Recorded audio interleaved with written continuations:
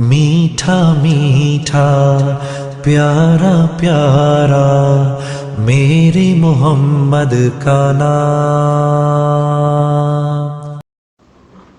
نحمده ونصلي على رسوله الكريم اما بعد فاعوذ بالله من الشيطان الرجيم بسم الله الرحمن الرحیم۔ پیدائش کے بعد کے مسائل بیان ہو رہے ہیں۔ والدین کے ذمے 6 کام ہیں۔ جب بچہ پیدا ہو جائے ان کے ذمے اولاد کے 6 حقوق ہیں۔ ان میں سے ہم نے کتنے بیان کر دیے؟ 4، 3 کر دیے۔ پہلا اذان اور اقامت دونوں کانوں میں کہنا، دوسرا تحنیک کرنا، تیسرا نام رکھنا، چوتھا حکم آج عرض کرنا ہے عقیقہ کرنا۔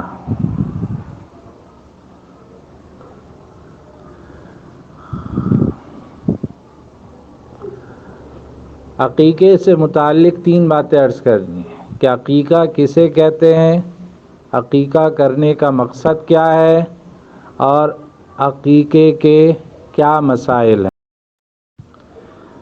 پہلی بات، عقیقہ کسے کہتے ہیں، عقیقے کی کیا تعریف ہے؟ بچے کی طرف سے اللہ تعالیٰ کے نام پر اس جانور کو ذبح کرنا جو جانور قربانی میں ذبح کیا جا سکتا ہے۔ عقیقہ کہتے ہیں بچے کی طرف سے اللہ کے نام پر اس جانور کو ذبح کرنا جس جانور کو قربانی میں ذبح کرنا جائز ہے، اس کو عقیقہ کہتے ہیں۔ بچے کی طرف سے آپ ذبح کر رہی ہیں، اللہ کے نام پر کر رہی ہیں، بچے کے نام پر نہیں کر رہی۔ اگر بچے کے نام پر کریں گی تو یہ ذبح شرک ہو جائے گا، شرک کا گناہ ملے گا، اور یہ جانور حرام ہو جائے گا، حلال نہیں ہوگا۔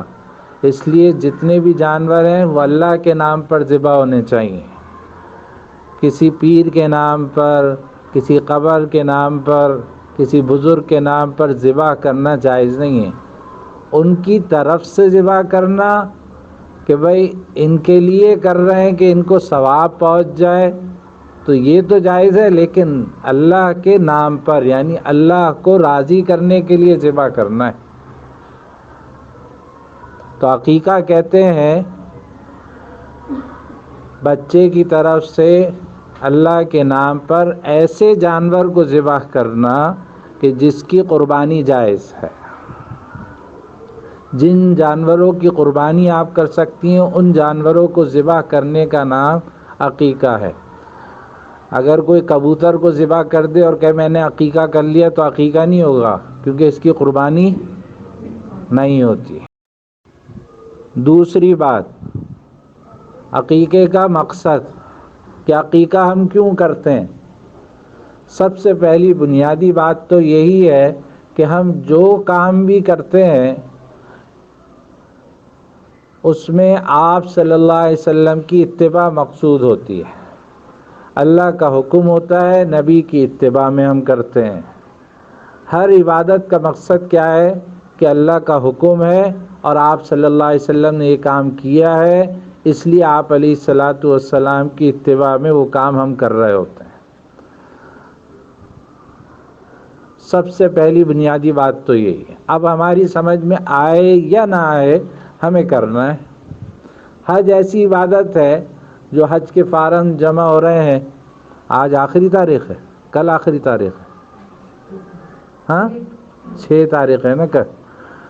تو اب حج کی عبادت آپ میں سے کسی نے حج کیا ہو تو اگر سوچیں دیکھیں سمجھے جا کر کہ وہ عبادت ایسی ہے کہ آدمی کی عقل میں بالکل نہیں آ رہی ہوتی، کہ بھئی یہ کیا عبادت ہے کہ مرد جو ہے ان کو کہا جاتا ہے کہ بھئی جو اپنے سلے ہوئے کپڑے ہیں وہ اتار کر 2 کپڑے باندھ لیں. ساری زندگی اور سارے وقت تو کہا بھئی ٹوپی پہنو، اب یہاں کہا سر کھلا رکھو. سمجھ میں نہیں آ رہی بات. اب ایک عمارت ہے، اس کے ارد گرد سب گھوم رہے ہیں، عرفات میں، منی میں، مزدلفہ میں جا کے وہاں پہ ٹھہرے ہوئے نمازی پڑھ رہے ہیں، اور 3 جگہیں ہیں وہاں پر کنکریاں مار رہے ہیں اور بالوں کو صاف کر رہے ہیں، اپنے گنجے ہو رہے ہیں سارے. تو بظاہر تو یہ عبادت سمجھ میں نہیں آ رہی، لیکن کیوں کر رہے ہیں؟ اللہ کا حکم ہے، نبی کا طریقہ ہے. تو اس لیے کوئی عبادت سمجھ میں آئے نہ آئے ہمیں کرنی ہے. اگر اللہ کا حکم ہو گیا، نبی کا طریقہ ہے، ہمیں کرنا ہے. تو سب سے پہلی بنیادی بات، عقیقے کا مقصد کیا ہے؟ اتباع نبی. اور اس میں فوائد بھی بہت ہیں. 3 فائدے ہیں عقیقے کرنے کے. پہلا فائدہ تو یہ ہے کہ اس میں شکرانہ ہوتا ہے کہ اللہ تعالیٰ نے اتنی بڑی نعمت دی ہے ہمیں، اولاد کی نعمت سے اللہ نے نوازا ہے، تو شکرانے کے طور پر ہم ایک جانور کو ذبح کرتے ہیں. اللہ کا شکر ادا ہوتا ہے اس میں. اور دوسرا فائدہ اس میں یہ ہے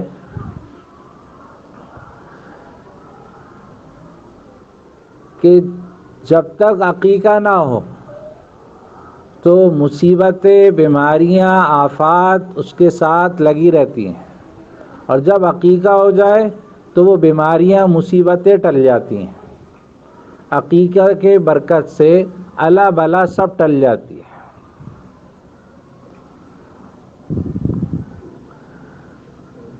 عقیقے کی برکت سے جو پریشانیاں، مصائب، بیماریاں ہیں وہ ٹل جاتی ہیں. اب بچے کو لے کر جائیں آپ ہسپتال میں تو ڈاکٹر نہیں پوچھے گی آپ پیدائشی ٹیکہ لگ گیا تھا اس کو، حفاظتی ٹیکہ اس کو لگ گیا تھا کیا، یہ پوچھتی ہیں ڈاکٹرنی. لیکن کسی ڈاکٹرنی نے یہ پوچھا کہ اس کا عقیقہ ہو گیا تھا نہیں ہو گیا تھا؟ آپ میں سے کسی سے پوچھا؟ کسی نے نہیں پوچھتے. تو کئی قرآن حدیث میں حفاظتی ٹیکوں کا نہیں آیا کہ حفاظتی ٹیکے لگواؤ تو بیماریوں سے بچ جاؤ گے. حفاظتی ٹیکہ کیا ہے؟ سب سے پہلے آپ علیہ السلام نے بتا دیا عقیقہ کر لو تو بیماریاں دور ہو جائیں گی. اب وہ حفاظتی ٹیکے لگوانے چاہیے نہیں لگوانے چاہیے اس بحث میں نہیں پڑھ رہا، لیکن میں اتنا ضرور آپ کو بتا دوں کہ دیکھیں بیماریاں کہاں سے آتی ہیں؟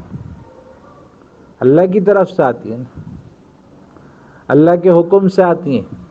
ایسا تو نہیں ہے کہ بیماری خود بخود آ جائے یا ادھر سے ادھر لگ جائے، ایسا نہیں ہے. قرآن شریف میں اللہ تعالیٰ نے ارشاد فرمایا کُلًّا یُصِیبَنَا إِلَّا مَا كَتَبَ اللَّهُ لَنَا. اے نبی جی آپ ان سے فرما دیجئے کہ ہم کو جو بھی مصیبت پہنچتی ہے، ہم کو جو بھی مصیبت پہنچتی ہے وہ اللہ تعالیٰ نے مقرر کی ہے، وہی پہنچتی ہے، اس کے علاوہ نہیں پہنچ سکتی. کہ کوئی کہے کہ بھائی مجھے اللہ نے حکم نہیں دیا مصیبت پہنچ گئی، ایسا نہیں ہوا، ایسا نہیں ہو سکتا. ساری دنیا پریشان ہے اور مسلمان کو تو پریشان ہونا ہی نہیں چاہیے. مسلمان کیوں پریشان ہو رہا ہے؟ اس کو تو یقین ہے کہ مرنا ہی مرنا ہے. آپ میں سے کسی کو شک ہے کہ موت نہیں آئے گی؟ موت تو آنی ہے نا. تو موت سے پریشان ہونے کی چیز نہیں ہے. پریشان تو اس پر ہونا چاہیے کہ ایمان پر خاتمہ ہو جائے. پریشان اس پر ہونا چاہیے کہ موت کے بعد کے جو مرحلے ہیں وہ صحیح ہو جائیں. مرنے کا وقت تو ہر ایک کا طے ہے، جتنا موت سے بھاگتے رہو. اللہ قرآن میں کہہ رہا ہے ان الموت الذی تفرون منہ فانہ ملاقیکم.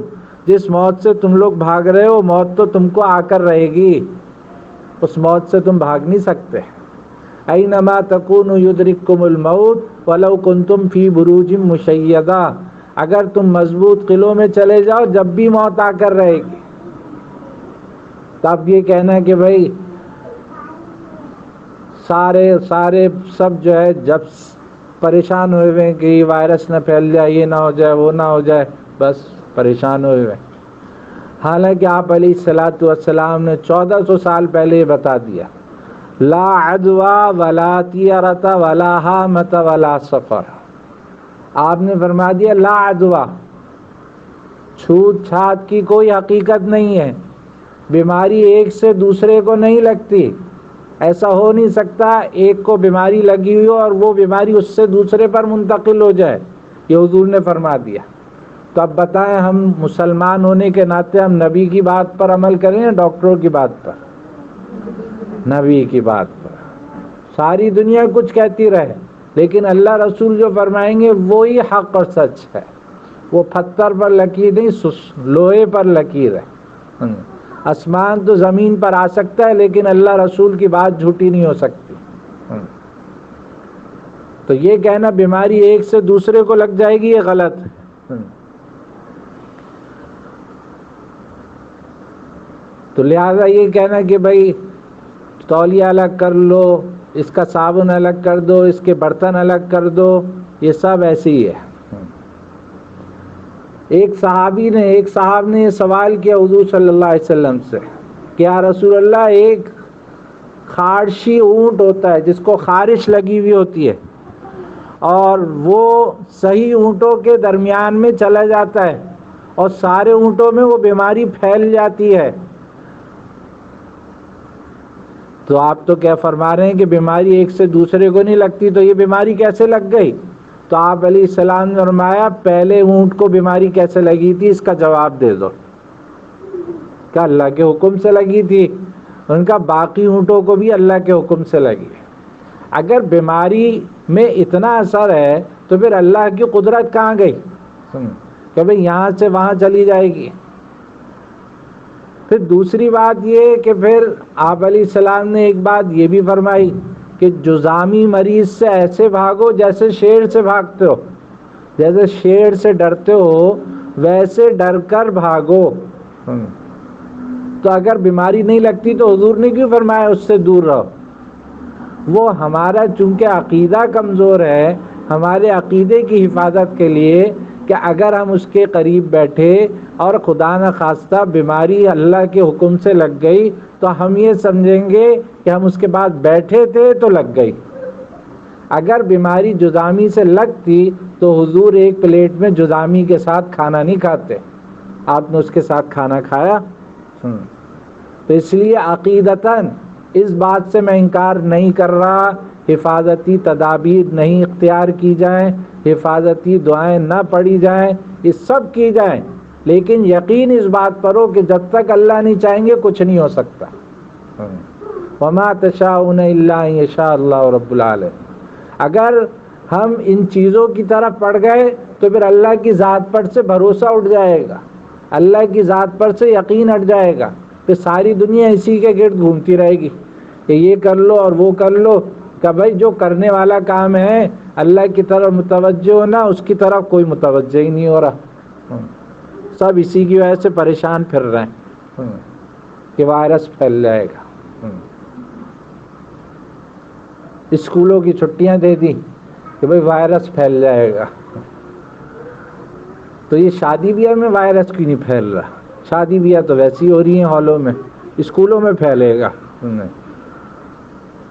شاپنگ مال بھی وہاں پہ بھی جا رہے ہیں بچے باہر بھی کھیل رہے ہیں، گھروں میں بچوں کو ایک دوسرے سے الگ کر دو، وائرس پھیل جائے گا۔ تو اس لیے عقیدہ ہمارا کیا ہونا چاہیے کہ اللہ کے حکم کے بغیر کچھ نہیں ہو سکتا۔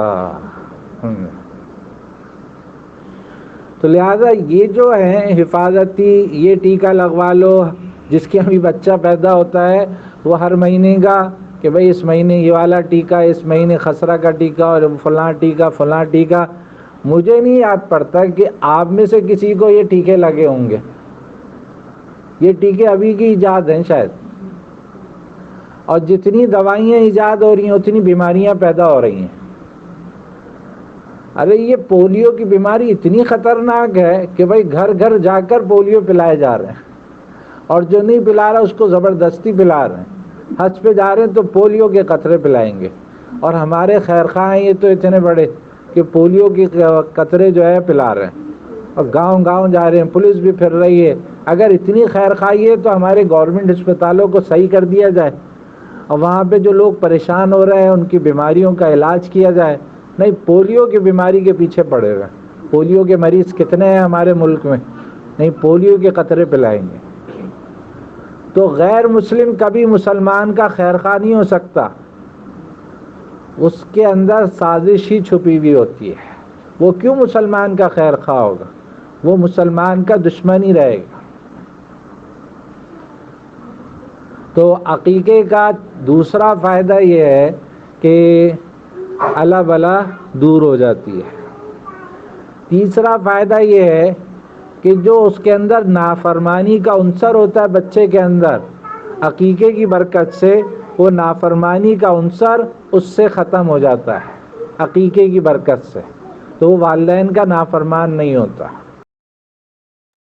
عقیقے سے متعلق مسائل۔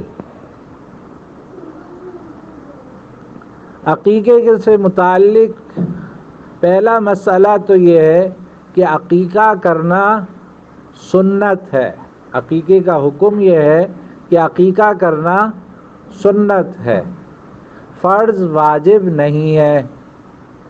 جس کی گنجائش ہے وہ کر لے، جس کی گنجائش نہیں ہے تو قرض لے کر کرنے کی ضرورت نہیں ہے، سنت ہے۔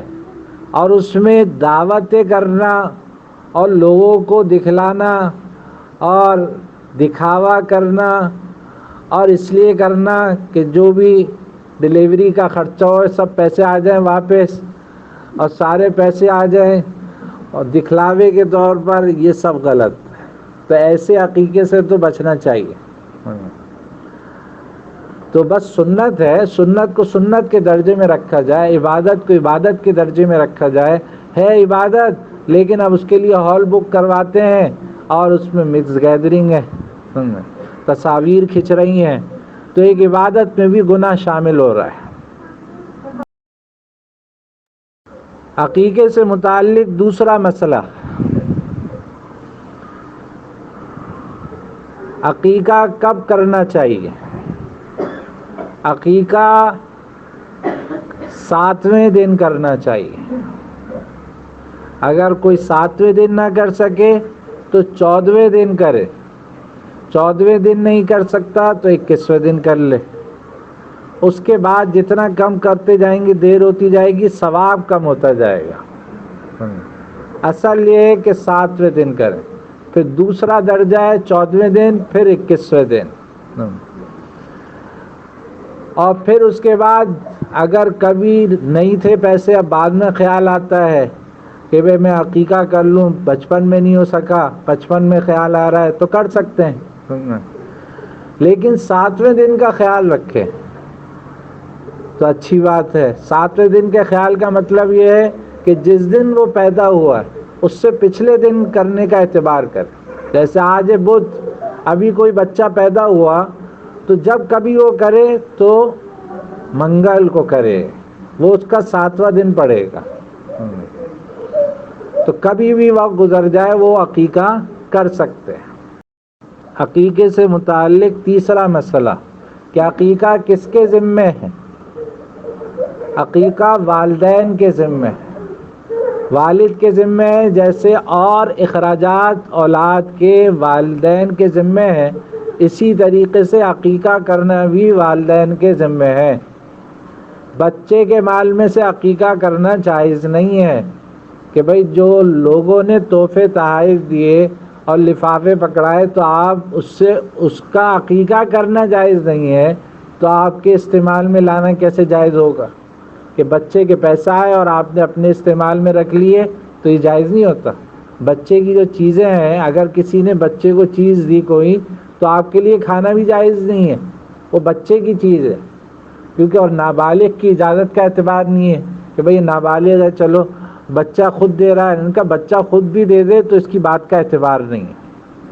تو تیسرا مسئلہ یہ ہے کہ والدین کے ذمہ ہے، بچے کے مال سے نہیں کر سکتے، اب خود کریں۔ چوتھا مسئلہ عقیقے سے متعلق، کتنے جانور ذبح کرنے چاہیے؟ ہاں، لڑکے کی طرف سے 2 بکرے 2 بکری، یا اور لڑکی کی طرف سے 1 بکری 1 بکرا۔ اور اگر کسی کے پاس گنجائش نہیں ہے اور وہ جو ہے 2 بکرے نہیں کر سکتا لڑکے کی طرف سے، تو 1 بکرا بھی کر سکتے ہیں۔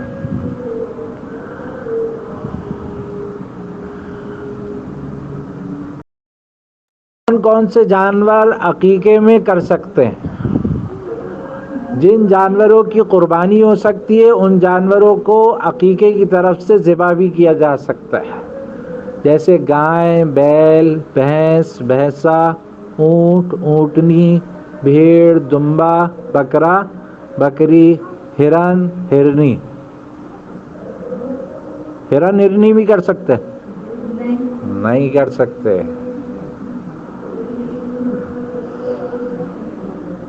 جیسے گائے میں 7 حصے ہوتے ہیں، اس طرح عقیقے میں بھی آپ حصہ ملا سکتے ہیں قربانی کے جانور کے ساتھ۔ ابھی مسئلہ کسی نے پوچھا نا کہ قربانی کا جانور ہے اس میں عقیقے کا حصہ ملانا چاہیں تو آپ ملا سکتی ہیں، جائز ہے یہ۔ اور جانور ذبح کرنا ہی ضروری ہے۔ کوئی یہ کہے کہ میں صدقہ کر دیتا ہوں اتنے پیسے، یا کسی کی دعوت کر دیتا ہوں عقیقہ ہو جائے گا، ایسا نہیں ہے۔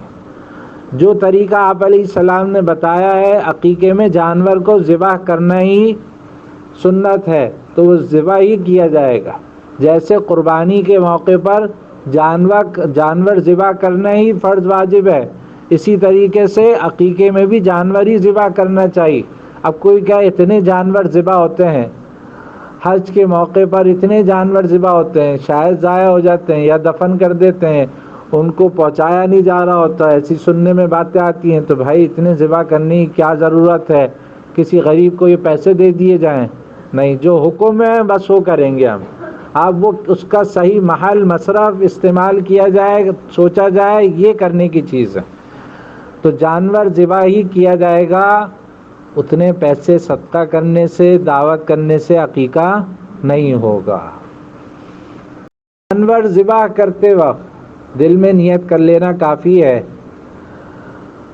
اور جو عقیقے کی دعا آتی ہے وہ دعا پڑھ لیں تو اور بھی بہت اچھا ہے، تو عقیقہ ہو جائے گا۔ آخری مسئلہ، جو جانور ذبح کیا جاتا ہے عقیقے کا، اس کے گوشت کو کیا کریں؟ آپ ڈیپ فریزر کو بھر سکتی ہیں، ضروری نہیں ہے کہ آپ اس کو بانٹ دیں، لیکن جیسے قربانی کے جانور کے 3 حصے کیے جاتے ہیں تو اس طرح اس کے بھی 3 حصے کر لیں تو بہت اچھی بات ہے، کہ ایک حصہ غریبوں میں، اور ایک حصہ رشتہ داروں میں، اور ایک حصہ گھر میں۔ سب کھا سکتے ہیں۔ بعض لوگ کہتے ہیں بھئی جس کا بچے کی طرف سے عقیقہ ہو رہا ہے اس کے والدین نہیں کھائیں گے۔ وہ کیوں نہیں کھائیں گے بھائی؟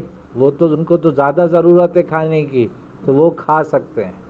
تو بہتر طریقہ یہ ہے کہ اگر سہولت ہو تو اس کی دعوت کر دی جائے، کیونکہ گوشت ہی تھوڑا تھوڑا ہوتا ہے، تو بس کھلا دیا جائے، تو اس میں لفافے بھی آ جاتے ہیں۔ اب گھر جا کر دیں گے تو کوئی لفافہ نہیں پکڑائے گا۔ تو یہ ہوئے عقیقے سے متعلق مسائل۔